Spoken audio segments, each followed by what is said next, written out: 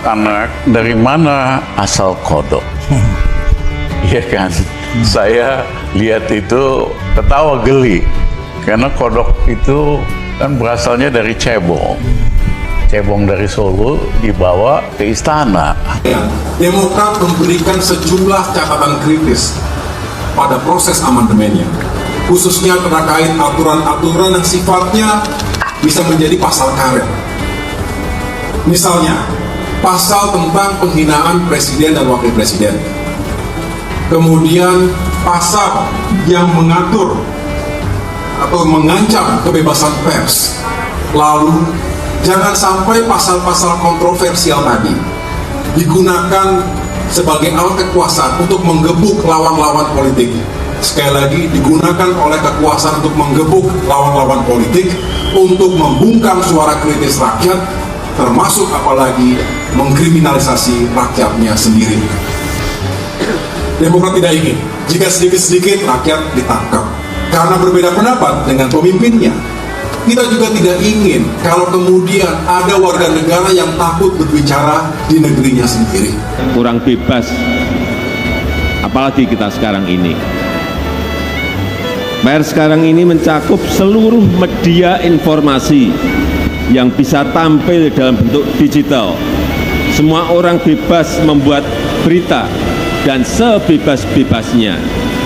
Kalau saya selaku insan media pasti merasa pada kepemimpinan Pak Presiden kita yang sekarang, Joko Widodo, itu kebebasan pers lebih rileks ya dibandingkan dengan yang sebelumnya. Namun banyak sekali juga oknum-oknum yang menyalahgunakan kebebasan pers yang digaungkan oleh Pak Jokowi sendiri. Nah, harapan saya juga kepada teman-teman media, semoga amanah yang disampaikan ataupun kebebasan yang sudah diberikan Pak Jokowi ini bisa kita pergunakan dengan baik untuk memberikan informasi, jangan clickbait, jangan hoax. Mungkin itu aja kali ya. Kalau di eranya Pak Jokowi tentunya saya sebagai insan media sangat mengapresiasi ya, karena semua aspek dari media ini diberikan kita untuk mendapatkan akses informasi juga tidak terlalu sulit di zaman Pak Jokowi ini, apalagi untuk mengakses di media sosial, di platform-platform resmi dari pemerintahan, itu juga sangat mudah untuk mengakses informasinya. Jadi saya rasa pers sekarang sudah lebih baik dan kemudian demokrasinya juga sudah lebih terjaga dan terjamin untuk semua insan pers. Indonesia sejak dulu kala tetap dipuja-puja bangsa. Dunia pers tidak sedang baik-baik saja. Saya ulang, dunia pers tidak sedang baik-baik saja. Dulu, isu utama dunia pers adalah kebebasan pers. Selalu itu yang kita suarakan.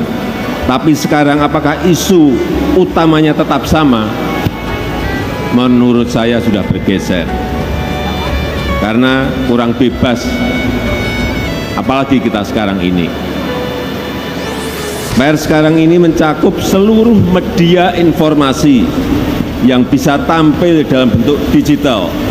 Semua orang bebas membuat berita dan sebebas-bebasnya. Sekarang ini masalah yang utama menurut saya adalah membuat pemberitaan yang bertanggung jawab. AHY yang lagi-lagi risau dan galau soal kebebasan berpendapat rakyat di era Jokowi yang menurutnya dibatasi oleh pemerintah. Pengaman pribadi yang dalam dan bersahabat dengan insan pers. Sejak menjadi wali kota, menjadi gubernur, dan menjadi presiden. Saya kesana kemari, runtang-runtung, saya jalan bareng ke kampung, ke pasar, ke desa, ke nelayan, dengan rekan-rekan wartawan. Dan terbukti, insan pers telah membuka harapan. Orang biasa seperti saya bisa menjadi presiden.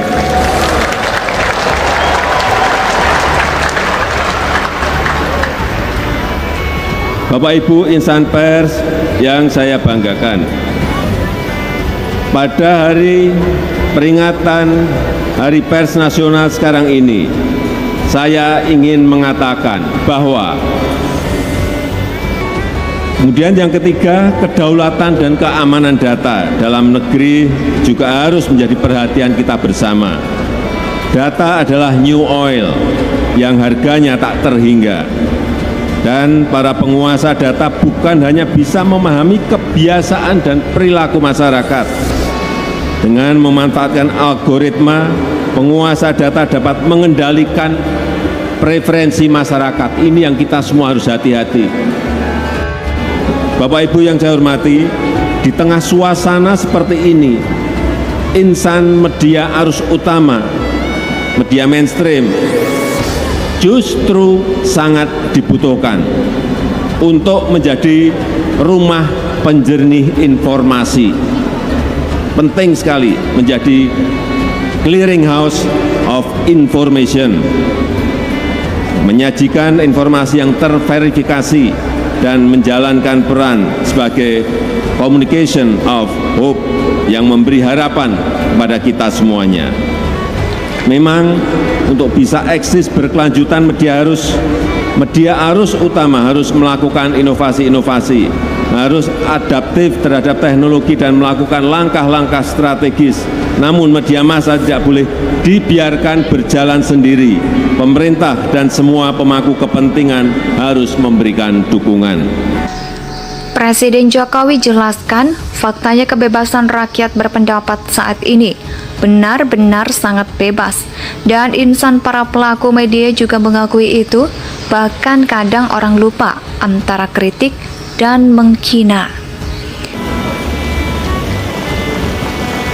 Karena masyarakat kebanjiran berita dari media sosial dan media digital lainnya, termasuk platform-platform asing, dan umumnya tidak beredaksi atau dikendalikan oleh AI. Algoritma raksasa digital cenderung mementingkan sisi komersial saja dan hanya akan mendorong konten-konten recehan yang sensasional. Sekarang ini banyak sekali, dan mengorbankan kualitas isi dan jurnalisme otentik. Ini yang kita akan semakin kehilangan. Hal semacam ini tidak boleh mendominasi kehidupan masyarakat kita. Media konvensional yang beredaksi semakin terdesak dalam peta pemberitaan. Yang kedua, keberlanjutan industri media konvensional juga menghadapi tantangan berat. Saya mendengar banyak mengenai ini, bahwa sekitar 60% belanja iklan telah diambil oleh media digital, terutama platform-platform asing. Ini sedih loh kita. Sehingga tadi malam saat makan durian, saya mengundang beberapa tokoh insan pers untuk berbicara mengenai ini. Sambutan Presiden Jokowi pada puncak peringatan Hari Pers Nasional, Pak Jokowi jelaskan kebebasan pers saat ini sudah sangat bebas sekali. Ya, sekaligus jawab kegelisahan AHY soal kebebasan berpendapat di era Jokowi. Terakhir, memasuki tahun politik, media massa harus tetap berpegang teguh pada idealisme, objektif, dan tidak tergelincir dalam polarisasi. Media harus mendorong pelaksanaan pemilu 2024 supaya berjalan jujur dan adil serta meneguhkan persatuan Indonesia. Media massa harus tetap menjadi pilar demokrasi yang keempat dan menjadi referensi utama bagi masyarakat dalam mendapatkan informasi.